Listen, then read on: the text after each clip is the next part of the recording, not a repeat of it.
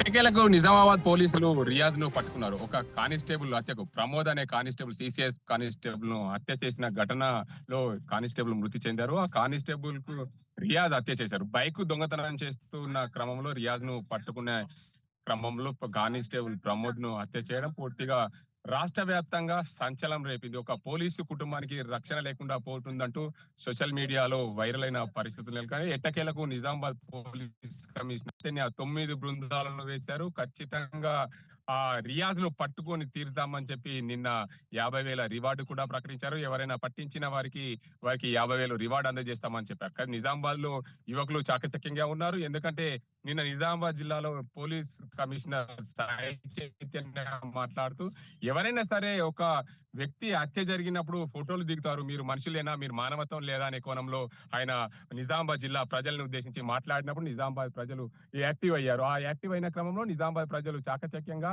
Riyadh ఉన్న ప్రాంతాన్ని పోలీసులకు సమాచారం ఇచ్చారు. సమాచారం ఇచ్చిన నేపథ్యంలో పూర్తి స్థాయిలో పోలీసులు 9 బృందాలుగా విడిపోయి రియాద్ ను ఆ నిజామాబాద్ నగరంలోని ఆరవటన్ పోలీస్ స్టేషన్ పరిధిలో సారంగపూర్ ప్రాంతంలో ఓ పాడుబడ్డ లారీ క్యాబిన్ లో అతను నివాసం ఉంటున్నట్లు సమాచారం అందించారు.